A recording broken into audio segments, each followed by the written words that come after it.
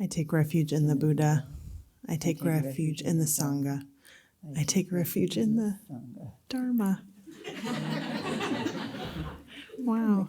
Mix it up, why not? You can tell it's post-sesshin. Everybody's so easy with the mistakes. Oh, it's okay. We just did the Jizō sesshin. For those of you who don't know, this monastery is deeply devoted to practicing with Jizō Bodhisattva. And in brief, a Bodhisattva in the Buddhist tradition is kind of like a saint, but not exactly. They're not a historical person necessarily. They're a being on the path to becoming a Buddha, and make sure everyone else on the path is also awakened. Their mission is to relieve suffering. And there's lots of different kinds of bodhisattvas. I was sitting there this morning thinking, well, they're kind of really like superheroes. It's really what bodhisattvas are. And Jizō Bodhisattva's purview is children, women, children, children who have died, people in a crossroads, travelers, firefighters. Because Jizō goes into all of the 6 realms of existence, which include hell realms. And so helps to alleviate suffering in many realms, even the suffering in heavenly kinds of realms, because even those are impermanent. So we want to share a little bit about what transpired in the past week, all of the practice here.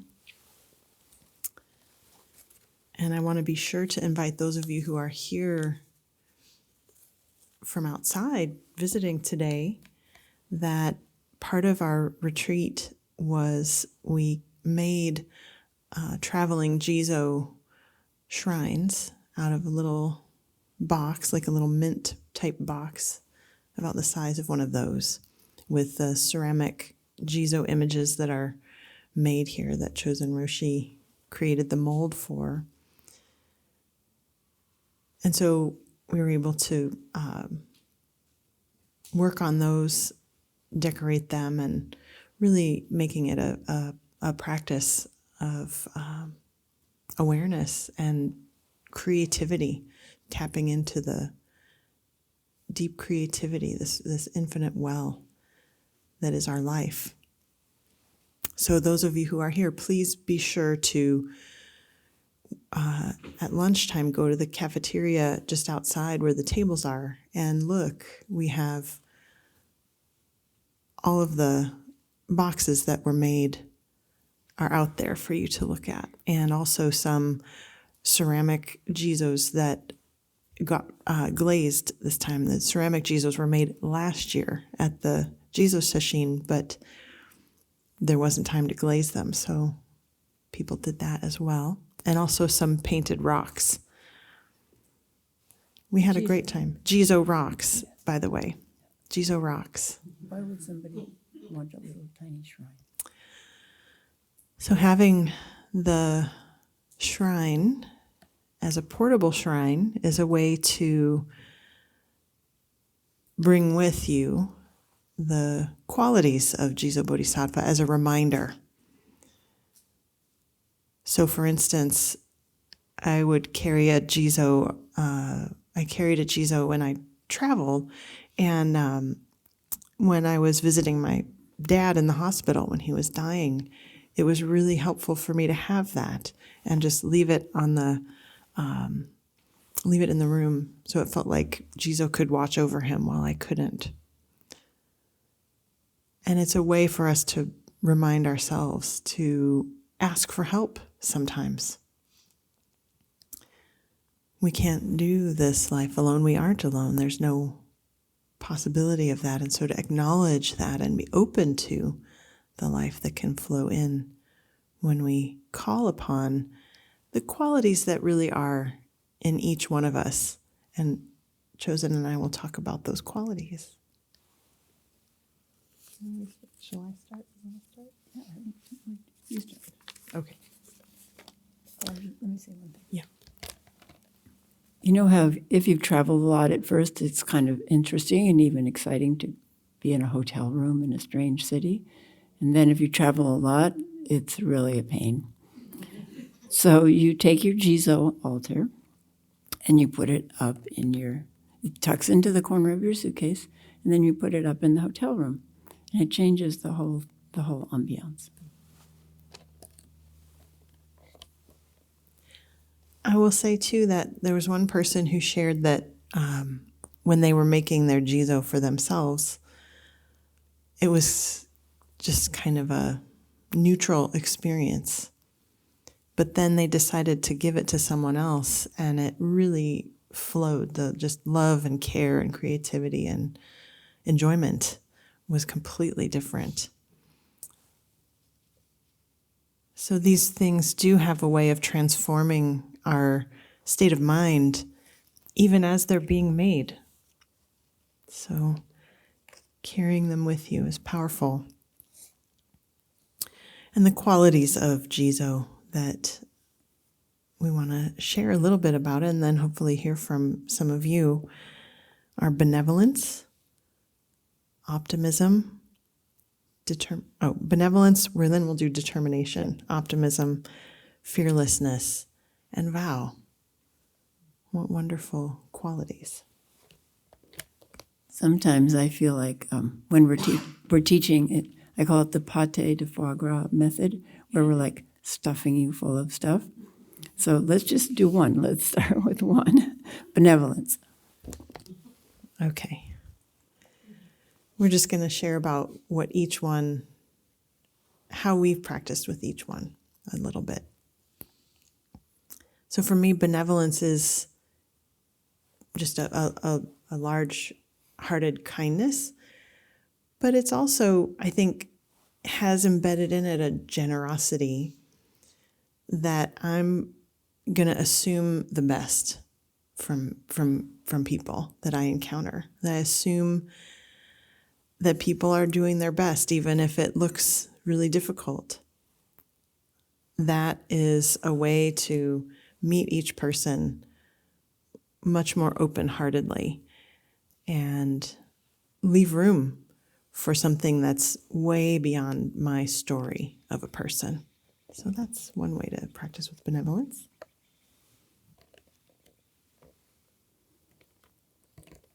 So I agree that for me it's an attitude of open-mindedness and just noticing when I automatically judge a new person when they come in the door, and what criteria. And it's nonsense, of course, because I don't know the person at all. And so when I notice that automatic little judgment, then I make a note, get to know that person in depth. And on my, I think, Instagram feed, I get the word of the day. I don't know if anybody gets that. The guy is great. But last week the word was sonder, S-O-N-D-E-R. And it means or sondering, the process, means to open your awareness that each person has a complex life, a rich and complex life, and there's no way that we can know it, especially in our initial contact with them.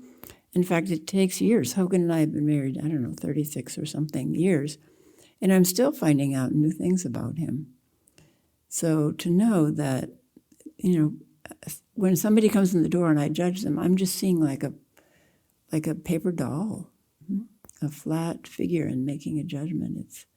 So that's one of my practices is sondering, just realizing this person has all kinds of depths, which I don't know, and I like to learn about them. But that basic attitude that that you talked about of open-heartedness, I really learned from the forest and from the trees, especially the trees. It's so interesting, like in our August retreat, Grasses and Trees, it's a whole week of sitting with trees, leaning up against trees, occasionally climbing not too far in trees. And then once the human mind quiets, then to ask the tree about an issue you're working with. And it's very interesting. You know, they're all connected underground and communicating with each other all the time. There's not really a single tree, like we would think of a single tree. And then you can ask them things like, well, so how do you feel about being cut down? Or how do you feel about the upcoming political election? It gets very funny, you know. Which candidate would you choose? And do you think Joe Biden's too old to be, you know? So the trees have been very helpful in teaching me basic benevolence. And then the practice that I do day to day, besides, you know, not judging people and so on, is here we do gasho and passing. So as we pass each other on the sidewalks, we just stop briefly and bow and then go on. And I felt like I need to add to that practice, because you know how the mind can take a practice and then just trivialize it? So I thought I needed to add some depth to it. So at first I was saying silently, I'm glad you're in my life. But then I realized, no, wait, that's not quite accurate. And I changed it to, I'm glad you are my life. Because right now, this is my life. What I can experience right here is my life. All of you are my life. You are the woven fabric of my life. And then if I'm downtown and I'm passing people I don't know, I think, especially with women, there's a tendency to close up a bit for protection. So most women know this. If you look up accidentally into a strange man's eyes, you have less than a second to look down, or you could be in trouble. So we have that awareness, and it took me years, and I'm still working on not doing that, not looking at people directly in the eyes. Depends on the situation. You don't want to be foolish, of course. But instead, what I do, passing a stranger on the street, is send loving kindness from my heart to their heart. So I imagine a tube, and loving kindness is going into their heart. Because I know everybody needs it. You were going to talk about them. Oh yeah, me. Okay. So the next quality of Jizō Bodhisattva is great determination. So some people spoke about a very common phenomenon. It used to happen to me all the time. You've signed up for sesshin, you're in the car, and then you go why did I sign up for this sesshin? I have so many things to do at home.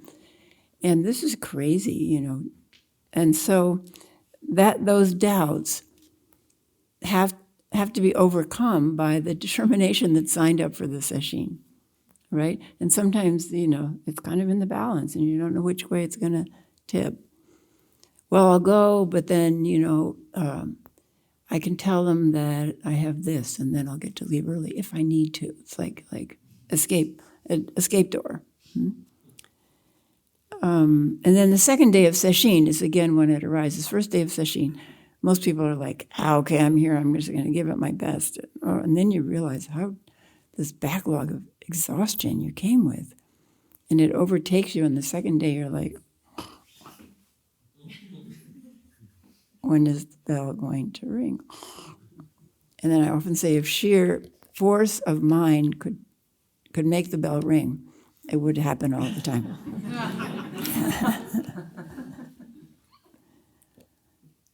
And then the inner critic comes in, you know, and then judges every period of your sitting. And that doesn't help at all. that makes things worse. So those are instances where great determination, that underlying longing for a deeper life, to see life and experience life in a different way. That's when that longing has to be recalled and added into great determination when things get difficult or the inner critic creates a lot of self-doubt. And then another practice to do when you lose courage in the practice. Oh, besides, so if the, there's a difference between just like assessing your practice and then the inner critic's assessment of your practice. So if you had a period when you're sleepy, you just go, wow, I was sleepy that period. And then there are various ways to deal with that. Rather than, that was a wasted period. Like, if you're going to spend another period just drowsing, there's no point in being here. That's the inner critic. See the difference? Sting, objective. So we have to separate just objective awareness of what was going on and maybe make some adjustments from the personalized sting. And just let that go. Knowing that the inner critic's worried we're going to change. Well, we are going to change. We're changing all the time. So then another practice, really important practice that sustained me when great determination was flagging, was asking for help. And we talked about that during session. So people say, whoa, who do we ask for help? Like, I don't really believe in invisible beings. I never had any proof that there were invisible beings. Well, they're invisible beings. They're invisible things happening all around us all the time. So some of them are called 911 calls, and some of them are called comedy shows, and some of them are called criminal shows and mysteries. And, they're all here in the air around us all the time. All the cell phone calls.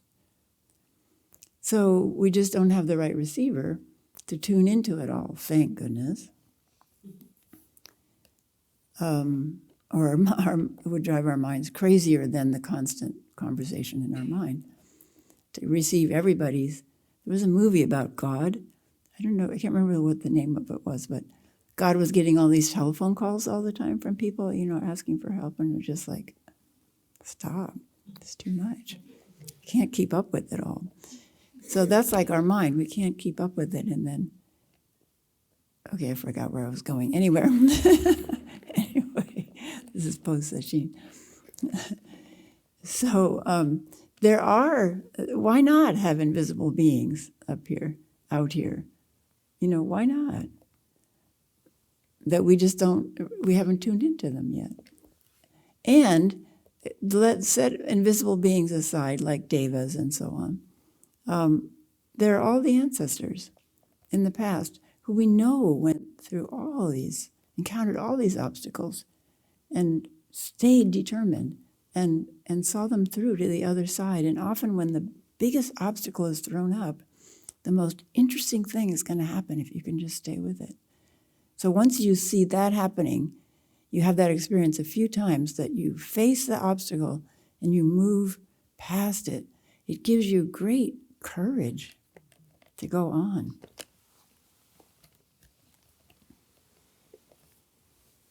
Yeah, it seems like all these qualities are embedded in each other in many ways, that determination has vow embedded in it, that we discern that vow, and the way to do that is to practice and become clear. But once that's discerned, how to keep going. How to keep going. And in my experience, one practice in practice and in life is letting go of the outcome.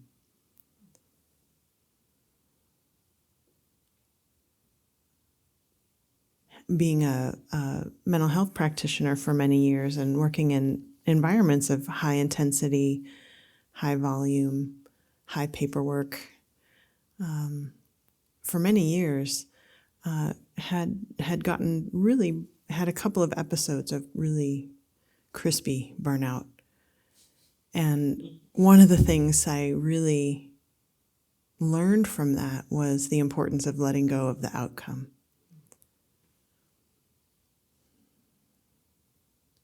I mean, you're not in charge of all of cause and effect? It's pretty miserable, right, when we think that we are in charge of all of cause and effect. Or that everything should be the way I think it should be. Everyone should be the way I think they should be.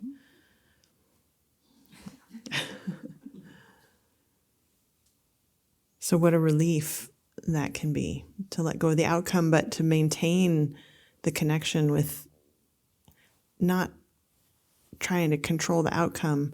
What do I want to see happen? I want it to match my idea. Rather, how do I want to be with the world as it emerges? How do I want to be? So that's one way to connect with determination. I don't have to be in charge of the outcome, but I can just keep showing up and keep showing up and keep showing up.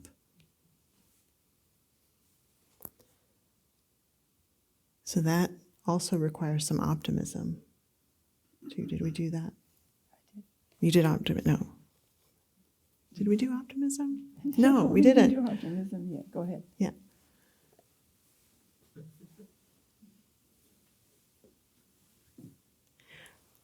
You can think of optimism sometimes as hope, but again, that's kind of like I hope for things to turn out exactly the way I want them to. But in many ways, optimism, in my experience, is like acceptance and meeting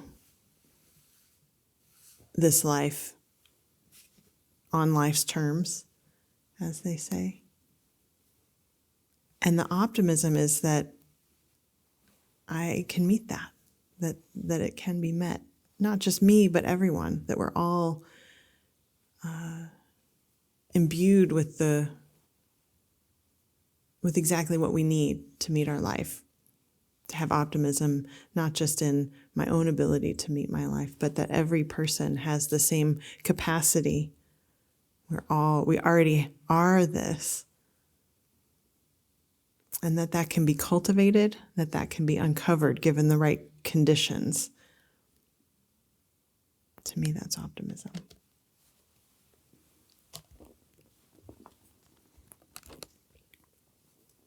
One of the tenets of at least Soto Zen practice, but I would say most Zen practice, is you already have what you're seeking for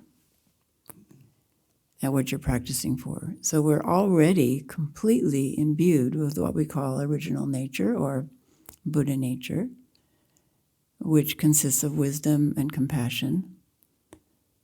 In Buddhism, those are the characteristics of awakening, manifesting greater and greater wisdom and compassion. And then I also think a sense of humor is important because it means that you've dropped this angst about the self that keeps reifying the self, right? And you can just see yourself with a sense of humor. Now, not always. There are times when we are sad and we grieve and we're facing difficulties, but underneath, there's something that sustains us. And so our practice helps us touch that original peace, is what we were emphasizing in this sesshin. The underlying peace that we could feel in the room when we're meditating and outside in nature.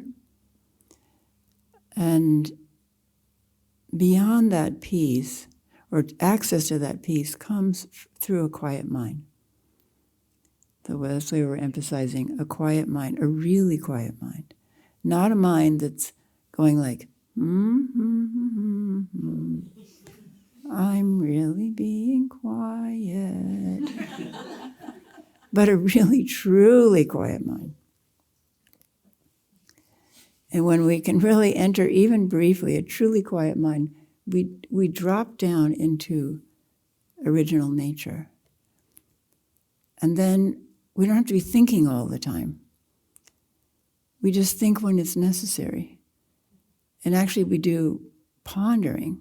So it's very interesting. I'll watch people bring an issue to Hogan sometimes. And Hogan will say, let me think about that for a second. And then I can watch him drop into pondering, which is different than thinking about it. So dropping into that quiet mind, and then things just emerge. Wisdom beyond wisdom, we call it, emerges. It's different from our, what should I do about this? So, for example, on days when I had to give a talk at a conference or something, and I'm thinking, how should I organize this and blah, blah, blah, then I know now to sit down and meditate and clear my mind completely. And then there's a part of me saying, you don't have time to do that because you're going to get your slide, your PowerPoint in order. But I just ignore that part now and sit down and drop the issue of a talk on this topic. And then, stuff just starts coming up. Just clarity emerges from getting out of the way. So when that happens, you gain optimism, actually, that there's something you have access to, and the more you practice, the more reliably you have access to it, that I can deal with things. Not me, but me as a channel, kind of an empty channel. The other aspect, so the first aspect of optimism is everybody has this. Everybody's imbued, we say, with, whatever we call it. It doesn't really have a name, but it has the qualities of wisdom, compassion, and a sense of humor. Then also to realize that even the Buddha, who was a spiritual genius, had to practice with different teachers, be graduated by those teachers, and keep going. This is a lifetime or lifetime's journey. But isn't that wonderful that we can just keep on deepening? There's no I graduated, now what? It's just it just keeps opening if we keep on practicing. And it's hard work, but the rewards are clear. And also to know that we're doing this for the past generations that couldn't do it. Our great-great-grandparents and so on, all the way back, that maybe lived such a hard-scrabble life that they didn't have time for spiritual practice or to look deeply into anything. And therefore, they were angry, or therefore they were abusive, or therefore, whatever difficulties they had in their life, that they didn't have the capacity to clear up. We can stop the chain of karma going forward. I used to work in child abuse, and you just see it generation after generation. Women marrying domestic violence partners over and over again. But at least for the people in our family who couldn't do it, we can stop that, which is something they couldn't do, and it's a gift to them. So that gives us optimism. And also it's a gift forward, of course, to future generations that we're not passing that on. Okay. So the next quality of Jizō Bodhisattva is great fearlessness. So this is tricky, there are lots of situations where fear arises. But if you recognize that in fear or anxiety, there's also anticipation. It's the same energy. And sometimes we're afraid to try something because the inner critic is anticipating disaster, don't make a box. Don't make a Jizō altar. It's going to be stupid. But if you can just transform that fear into anticipation, well, let's just see what happens. We don't know. We didn't even start. And then into a kind of childlike approach to things, which is fearless. Kids who haven't been mistreated, they're pretty fearless. And the parents have to watch out for their fearlessness often. So now, of course, in our chant, we say, all demons arise from ignorance. So that's ignorance. That is a wonderful word. It's like ignorance is excusable, right? Oh, I did this because I didn't know. So ignorance can be cured with training and education and so on. So I often say that all of us have done harm, intentionally or unintentionally. We've all done stupid things. We've all made lots of mistakes, but that's where we learn. But if we had known ahead of time that doing this would lead to that kind of harm to ourselves or others, we wouldn't have done it. So that's just pure ignorance. And ignorance can be cured. So isn't that wonderful? And then take refuge in the one bright mind.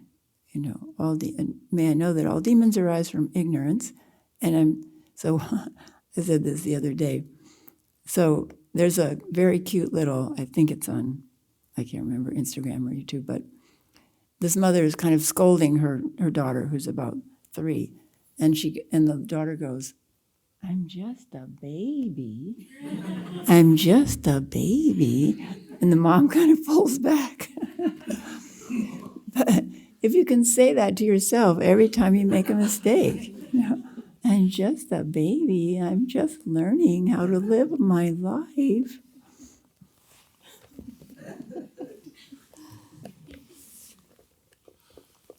I haven't used that mantra before. One of the mantras I like to use to invoke fearlessness is, right now it's like this. Right now it's like this. Because so often fearfulness is about what might happen, what I'm pretty sure, convinced could happen, the worst thing that could happen. And that's not real. It's not what's here.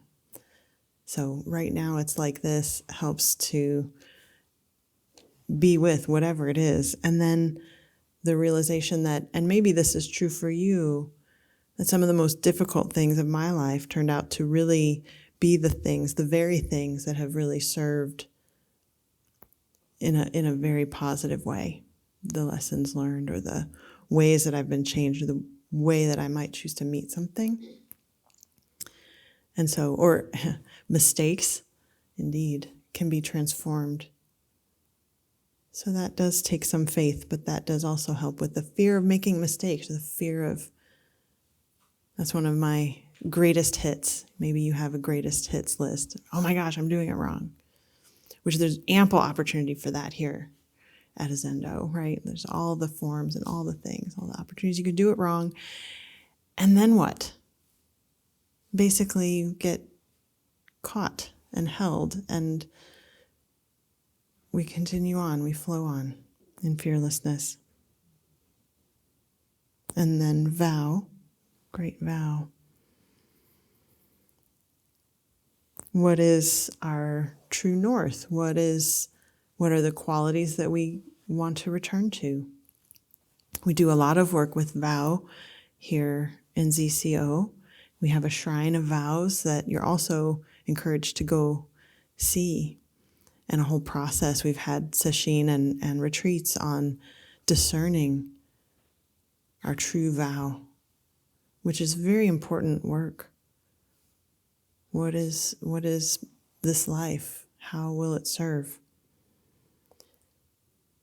And so that is something that goes beyond liking and disliking. And certainly we all encountered that, and we heard from people who encountered that on their way into the sesshin or even during it. There's, of course, parts of, why did I come here? I don't like this. Yay, I'm so glad I'm here. This is so joyful. I'm really loving this. And that if that was our only guiding light, I'm going to only do things I like or try to avoid the things I don't like, it doesn't actually lead to anywhere good. There's something else that we need to discern, a different light to guide us, and that can be through vow. Do you want to say your vow? Well, one of my vows is to always return to practice. And you're welcome to share in that vow if you'd like. So that means that no matter what happens, no matter what my life looks like, I will always return to practice. In a moment of clarity, that is what emerges as most important. In lay life, I would always sign up for my next retreat right after the retreat I got back from, because that's when it's clearest. That's when I can see how obviously this is the most important thing. To always return to practice. Also, another one of my vows is to make mistakes with gusto. It's good to be reminded of that. And to realize there's nothing to attain.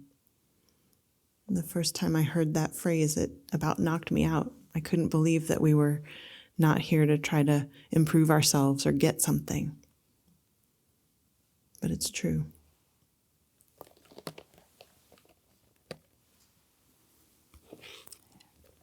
So I think we all know that it's kind of easy to lose track of where we're headed in life and get distracted.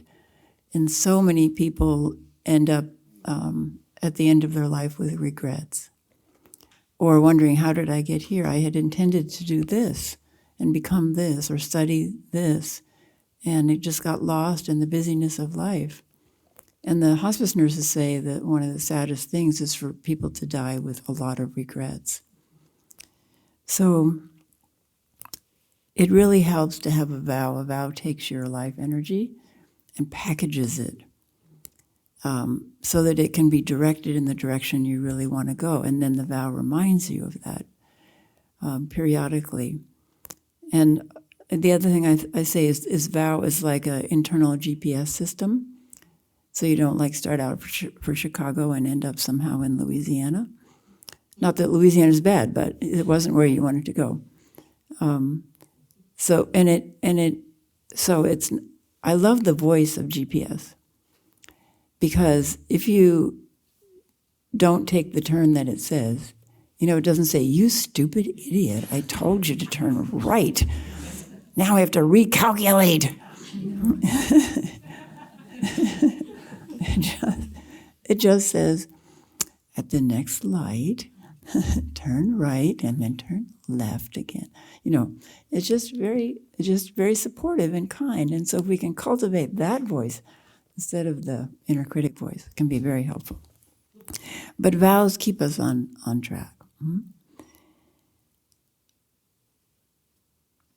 So we have, as Jomon said, we have classes on vows, we have retreats on vows to help people formulate vows. There can be a difficulty if the means is confused with the vow. So the vow is the deepest intention, and then the means can be so many means. Like if the means is to help people in life so that they don't suffer unnecessarily, that huge truck that comes once a week and collects everything in our dumpster, that person is carrying out that vow. Because if the garbage piled up like it has in places where people weren't collecting it, it's serious. Rats, disease, stink, So the vow can be to help relieve people's suffering, or help them, in my case, learn how to relieve their own suffering. And then the means can be all kinds of things. So we shouldn't get stuck in the means. In terms of practice, often after we've done a vows retreat, people say, "I'm going to say my vows every day, once a day." And then what I've found is gradually, I don't need to say it every day, but some people do that right when they first sit down for meditation. But I find if I can tell now if I get sort of wobbly or irritable, time to say my vows. That'll help me, and it just automatically helps me get on track. And part of saying the vows is asking for help with the vows. So that's, that other principle of You're not doing this yourself. Ask for vows. Ask for help. So I just wanted to read one of my vows from the Vows book. So it starts out with, Jizō Bodhisattva, King of Vows, please help me to clarify and accomplish my deepest life vows. Or Hogan calls it deepest heart's aspiration. And then the third vow is, because it's relevant here, my third vow is to establish Great Vow Zen Monastery as a place of peace, beauty, spiritual renewal, and ever-deepening practice for many generations to come. So all of you are carrying out that vow.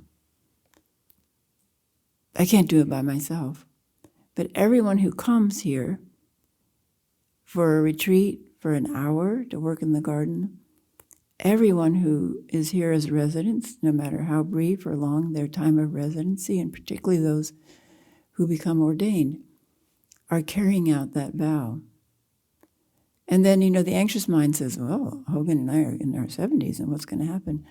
But if the vow is clear and you don't let anxiety cloud it, then people come along who will pick up the vow and carry it on for the next generation. So we have Pancho and Jomon, who just said, can we meet with you at a restaurant and talk about something important?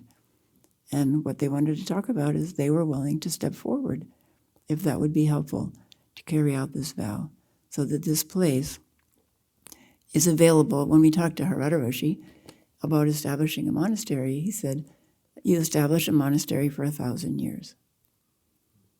Like, that's nothing that we ever think of here in the U.S. I mean, democracy may disappear way before our form of democracy, 1,000 years. We don't know.